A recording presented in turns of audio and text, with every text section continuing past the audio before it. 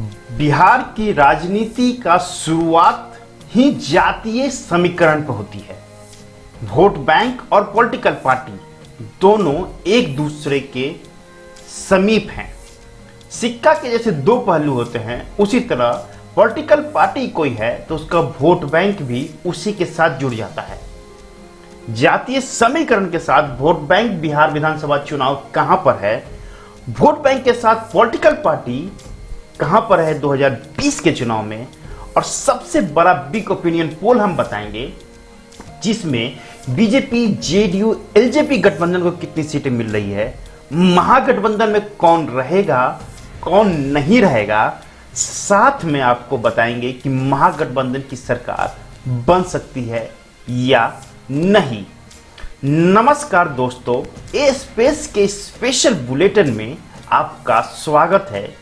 बिहार विधानसभा चुनाव 2020 का बिगुल बज चुका है।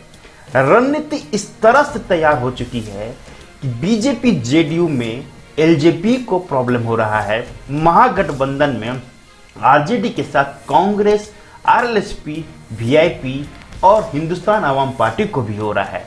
लेकिन सबको एक ही पोजीशन पर रहना है और एक ही काम करना है कि एक दूसरे को उखाड़ फेंकना है। बिहार विधानसभा चुनाव में जातीय समीकरण इतना टाइट है कि उसको समझना और बिहार की राजनीति को समझना एक जन्म भी कम पड़ेगा। लेकिन बिहार विधानसभा चुनाव 2020 का जो आधार है वो जातीय आधार के आधार पर ही चुनाव लड़ने की तैयारी हो रही है। सबसे पहले बता दें, 2011 की जनगणना के अनुसार 121 करोड़ भारतीय हैं और उसके हिसाब से 10.25 करोड़ के आसपास बिहारी थे, और ये पूरे देश की जनसंख्या के हिसाब से 8.61% होता है। तो आप समझ सकते हैं कि बिहार की राजनीति करीब करीब देश की राजनीति का 10वां भाग कहा जा सकता है। दोस्तों, अब बात करेंगे जाति की, जनसंख्या के आधार पर वोट बैंक बिहार की।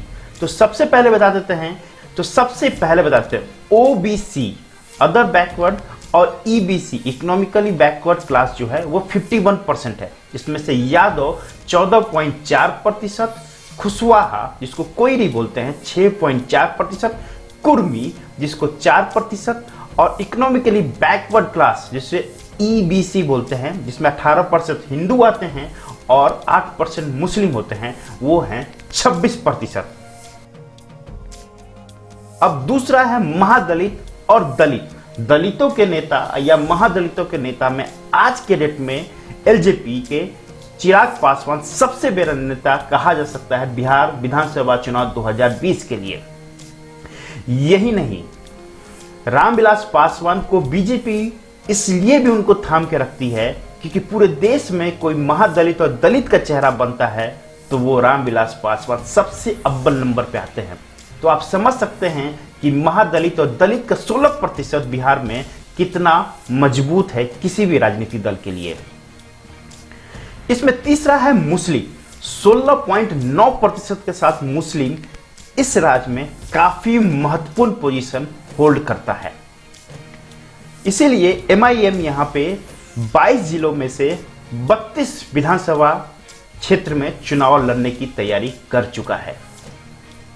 दोस्तों, फॉरवर्ड कास्ट की बात करते हैं, 17% है। भुनियारी यहाँ पे 4.7%, ब्राह्मण 5.7%, राजपूत 5.2% और कायास्थ 1.5%। मतलब कि इस हिसाब से फॉरवर्ड जाति 17% है बिहार विधानसभा चुनाव 2020 के लिए भी।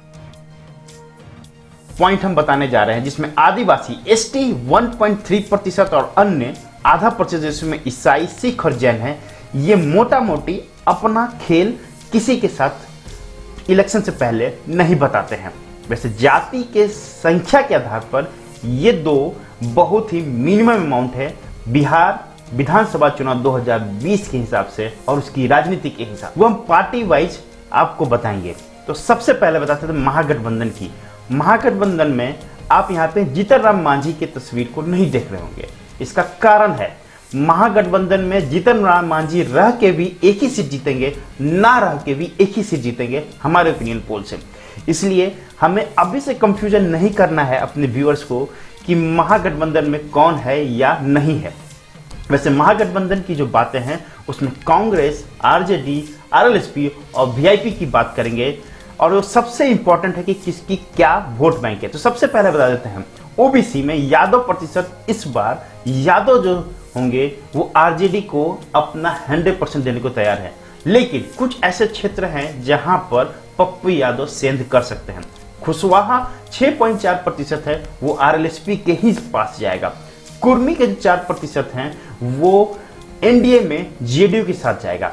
ईबीसी के जो 26% है, जिसमें 18% हिंदू और 8% मुस्लिम हैं, उसमें से 11% इस बार कांग्रेस आरजेडी के साथ विलय हो जाएगा।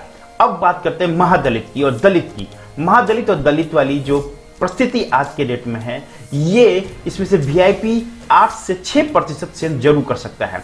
मुस्लिम वोट यहाँ पे 14% के आसपास जो है वो जेडीयू, आरजेडी, बीजेपी या इसी जगह पे जाएगा। लेकिन दोस्तों यहाँ पे जो तीसरा खेमा है मुस्लिम, वो कांग्रेस और आरजेडी में जरूर जाएगा, लेकिन वो जेडीयू के लिए भी थोड़ा बहुत सेफ अपने आप को मानता है। फॉरवर्ड जाति की बात करते हैं, जिसमें भुनियार, ब्राह्मण, राजपूत, कायस्थ। इसमें से राजपूत और कायस्थ का कहना मुश्किल है, लेकिन ब्राह्मण और भुनियार हो सकता है कि कांग्रेस कैडर के साथ जाए। आदिवासी ये भी कांग्रेस के साथ या आरजेडी के साथ जुड़ सकते हैं। अन्य जिसमें से ईसाई, सिख और जैन हैं, इनका कहना थोड़ा मुश्किल है इस वक्त। लेकिन दोस्तों अब बात करते हैं एनडीए की। एनडीए मतलब एलजेपी, जेडीयू और बीजेपी की। फॉरवर्ड कास्ट यहाँ पे बीजेपी के साथ 100% जा सकता है, जैसे वो बुनियार हो, ब्राह्मण हो, राजपूत और कायस्थ हो। आदिवासी जेडीयू की तरफ थोड़ा बहुत उसकी रुझान हो सकती है। ईसाई, सिख, जैन जो भी कहें, इसमें से हो सकता है कि ये बिहार की राजनीति में जेडीयू के साथ जा सकते हैं। रहा बात मुस्लिम के 5 से 10% जेडीयू के साथ जरूर जाएगा। महादलित और दलित एलजेपी के साथ 110% है। ईबीसी के कुछ वोट बैंक जो हैं वो जेडीयू को जरूर जाएगा, लेकिन कुर्मी का 100% वोट जेडीयू के साथ चिपक सकता है। दोस्तों इस आधार पर अब हम आपको बिग ओपिनियन पोल बता रहे हैं। एलजेपी, जेडीयू, बीजेपी को 243 में से 113 सीट मिल सकता है हमारे ओपिनियन पोल के हिसाब से। 122 का आंकड़ा चाहिए, जिससे करीब करीब 9 सीटों की कमी। लेकिन अब महागठबंधन की बात करते हैं। महागठबंधन की जो रणनीति तैयार हो रही है, उस हिसाब से 126 सीटें मिल सकती है हमारे ओपिनियन पोल में से। 243 में से 126 सीट महागठबंधन को मिलेगा। 122 का बहुमत चाहिए। अब सवाल यहाँ पे 4 ऐसे सीट हैं जिसका अनुमान लगाना मुश्किल है। उसे 1 सीट इंडिपेंडेंट होगा, 1 सीट या 2 सीट एमआईएम को मिलेगा और 1 सीट पप्पू यादव को, और हो सकता है कि 1 सीट सीपीआईएम को भी खाते में जाए। तो इस हिसाब से हमारे ओपिनियन पोल से जो बिहार विधानसभा चुनाव 2020 में जिसकी सरकार बन सकती है, वो महागठबंधन की सरकार बन सकती है। लेकिन महागठबंधन में न सीटों का बंटवारा हुआ है और ना ही चेहरे की अभी तक बात हुई है। तो उस हिसाब से जितनी जल्दी महागठबंधन कुछ नया तय कर लेता है, तभी इनको इतनी सीटों का फायदा हो सकता है। दोस्तों ये वीडियो आपको कैसा लगा कमेंट बॉक्स में अपडेट कीजिएगा, लाइक कीजिए, शेयर कीजिए, सब्सक्राइब कीजिए, बेल आइकन को जरूर प्रेस कर लीजिएगा। हमारी तरफ से जो भी नया वीडियो है उसका नोटिफिकेशन आपको जरूर मिले। दोस्तों मिलते हैं अगले वीडियो में, तब तक के लिए जय बिहार।